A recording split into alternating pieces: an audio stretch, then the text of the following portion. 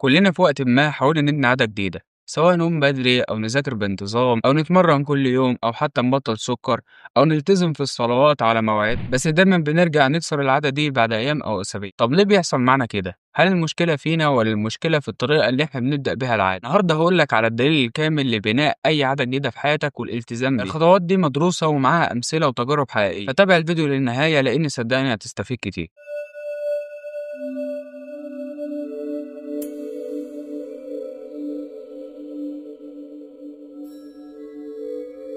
مبدئيا ليه بناء العادات هو سر النجاح الحقيقي. العادة هي تصرف أو سلوك بتكرره تلقائيا، ف90% من أفعالك اليومية هي أصلا عادات أنت متعود عليها وبتكررها بانتظام. وبما إن 90% من أفعالك اليومية هي أصلا عبارة عن عادات، يبقى إذا لو غيرت عاداتك واستبدلتها بعادات صحية وجيدة حياتك هتتغير بدون ما تبذل مجهود كتير. فتعالوا ناخد مثال. لو شخص بيصحى كل يوم الساعة 5 الفجر ويبتدي يذاكر ويقرأ ويتمرن، وشخص تاني بيصحى الساعة 12 الظهر ويقضي طول اليوم على السوشيال ميديا، الأولاني اكتسب عادات صحية وجيدة فبقى بيصحى بدري وبيذاكر وبيتمرن وبيعمل كل حاجة، ولكن التاني اكتسب عادات سيئة زي إنه يصحى متأخر ويقضي طول اليوم على السوشيال ميديا. فإذا عاداتك هي اللي هتغير حياتك، فأنت لازم تهتم إنك تبني عادات صحية وجيدة. طب دلوقتي عايزين نعرف إزاي نبدأ أي عادة صحية. هنستعين كتاب العادات الذرية جيمس كلير وناخد منه الأربع خطوات الأساسية لبناء أي عادة جديدة. والعادات ديت هما بالترتيب الإشارة، وبعد كده الرغبة، وبعد كده الاستجابة، وبعد كده المكافأة. طب تعالى نتعمق في الأربع خطوات دولت بالتفصيل ونفهمهم خطوة خطوة. الخطوة الأولى وهي الإشارة، ودي الحاجة اللي بتخلي عقلك يبدأ ينفذ العادة. الإشارة دي ممكن تكون وقت أو مكان أو حالة نفسية أو فعل تاني أو حتى شخص معين. طب ليه الإشارة مهمة جدا؟ لأن عقلك لازم يعرف إزاي يبدأ يشتغل، لأن من غير إشارة العادة بتفضل فكرة في دماغك بدون أي تنفيذ على أرض الواقع. طب تعالى ناخد شوية أمثلة للإشارة عشان نفهمها أكتر. مثلا إنك تخلي المنبه يرن الساعة 4 الفجر، دي إشارة إنك تقوم علشان تصلي الفجر وتبدأ يومك. أو مثلا إن تنظيف الأسنان دي إشارة إنك خلاص لما تخلص هتروح علشان تبدأ تقرأ. أو إن جلوسك على مكتب المذاكرة دي إشارة إنك تبدأ تذاكر أصلا. يجي هنا السؤال المهم وهو إزاي تستخدم الإشارة دي لصالحك علشان تبني عادات جيدة. أول حاجة اربط العادة الجديدة دي بعادة موجودة أصلا، والطريقة دي اسمها التجديد. يعني مثلا لو أنت عايز تبدأ تقرأ وأنت أصلا كل يوم بعد ما بتصلي صلاة الفجر بتقعد على السوشيال ميديا أو بتعمل أي حاجة ملهاش لازمة، فأنت ممكن تربط العادة الجديدة وهي القراءة بعادة قديمة وهي الاستيقاظ لصلاة الفجر. فبعد صلاة الفجر تكون ديت إشارة إنك تبدأ العادة الجديدة وهي القراءة. فبكده انت ربطت القراءة بصلاة الفجر، بعد ما بتخلص صلاة الفجر بتبدأ تقرأ. الحاجة التانية حدد وقت ومكان واضح، يعني مثلا صلاة الفجر وليكن بتخلص الساعة 4:30، فانت 4:30 ديت ميعاد بداية القراءة. والمكان اللي انت هتقعد فيه ده لازم تحدده برضه، يعني مثلا لو في مكان انت بترتاح فيه وانت بتقرأ فده يبقى مكان القراءة على طول. فانت اذا لما ربطت القراءة بالثلاث حاجات دولت هتبتدي انك تبدأ العادة ديت وتطبقها في حياتك وتلتزم بيها. بقيت ربطها بعادة قديمة وهي انك تصلي الفجر، رابطها بوقت معين مثلا الساعة 4:30، ورابطها بمكان معين وإنك تقعد على الكرسي اللي أنت بتحبه مثلا أو في المكان اللي أنت بتحبه. ننقل بقى للخطوة التانية وهي الرغبة. الرغبة ديت هي الدافع العاطفي اللي بيخليك عايز تعمل الحاجة. المخ مش بيتفاعل مع الفعل نفسه بل مع الإحساس اللي ورا الفعل. يعني أنت مش عايز تعمل الفعل دوت عشان أنت بتحبه، لا، أنت لو عملت الفعل دوت هتحس بإحساس معين ومخك عايزه، فبالتالي أنت بتروح تعمل الفعل دوت عشان أنت عندك رغبة للإحساس ده. زي بالظبط الشخص اللي بيشرب قهوة يوميا، هو ما بيشربش القهوة عشان هو بيحب القهوة، هو بيشرب القهوة عشان دي بتفوقه وبتخليه مصحصح. فإحساس الفوقان والصحصحة جسمك محتاجه، فبالتالي بتلجأ إنك تشرب القهوة.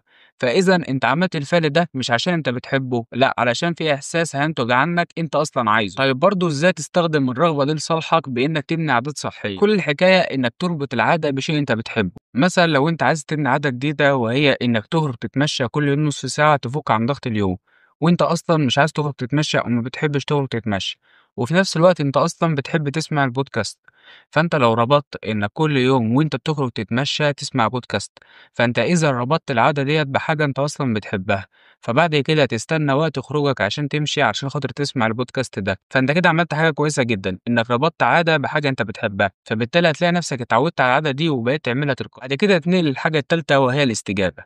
الاستجابة ديّة هي ممارستك للفعل نفسه. دي اللحظة اللي هتبدأ تمارس فيها الفعل بعد ما جالك المحفز اللي هو الإشارة وبقى عندك رغبة للعادة. طب ليه الاستجابة مهمة؟ وده لأن العادة مش هتتبني بالأفكار والحماس، بل بممارسة العادة وتكرارها بانتظام.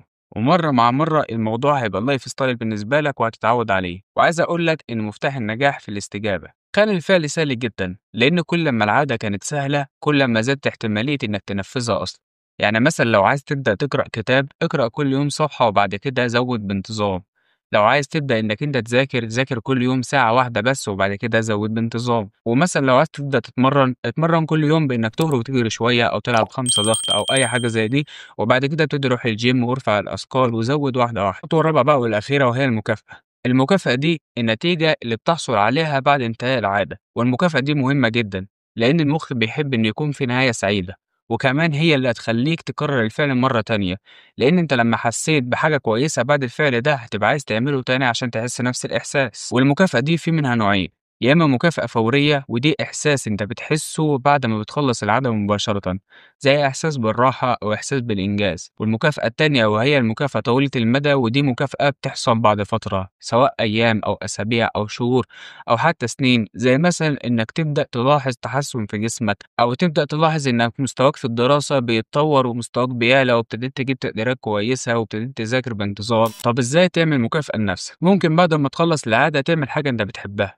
زي مثلًا إنك تشرب أو تاكل أي حاجة أنت بتحبها، أو حتى تتفرج على فيديو من سلسلة أنت متابعها. وحاجة كمان إنك ممكن تتابع تقدمك في تطبيق أو في ورقة، لأن كمية علامة الصح اللي أنت عمّال تعلّمها على كل التاسكات اللي أنت خلّصتها، ده بيدّيك دفعة قوية إنك تكمّل. الحاجة التالتة شجّع نفسك بالكلمات المحفزة، زي أنا خلّصت، أنا أنجزت، أنا شخص ملتزم. كل الكلمات دي هتخلّيك تكمّل وهتحفزك. الدفعة النفسية مهمة جدًا، فدايمًا ادعم نفسك معنويًا.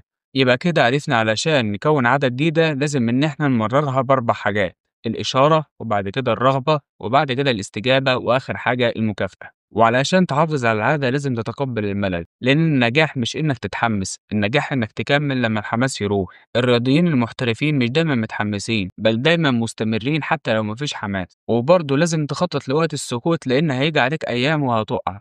فأهم حاجة إنك ما تخليش اليوم يومين، يعني ما تقعش يوم وتخلي اليوم التاني الآخر تقع فيه. لا، لما تقع قوم وكمل تاني، إنك لو وقعت يوم وخليتهم 2 و3 هتلاقي نفسك رُحت في طريق تاني خالص. وهاقول لك برضه على شوية حاجات هتساعدك إنك تبني العادة الجديدة. أول حاجة ابدأ بعادة واحدة بس وركّز عليها لمدة 30 يوم، وبعد كل 30 يوم ضم عادة جديدة، وبعد سنة شوف نفسك بقى، هتلاقي نفسك شُفت من نفسك نسخة أنت عمرك ما كنت تتوقعها، فده في حد ذاته شيء كويس جدًا. وأهم حاجة تجنب التشتت، ما تبقاش متشتت بين أكتر من حاجة، لأن التشتت دوّة طريق الفشل. هتبتدي تفكر أبدأ في ده والّا أعمل ده والّا أعمل إيه بالضبط، وفي الآخر مش هتعمل حاجة خالص.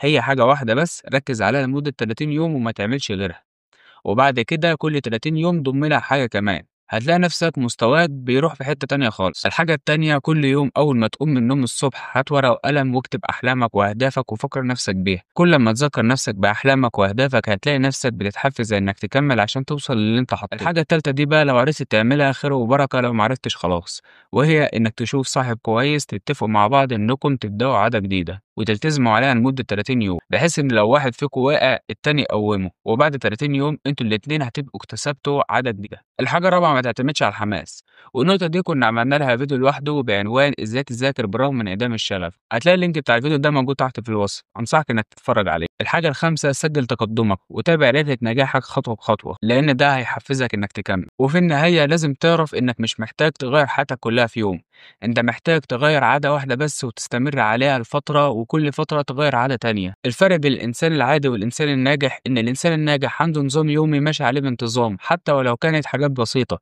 بس مستمر عليها، لإن الاستمرارية هي اللي بتبني الجبال وبتبني حاجات قوية جدًا.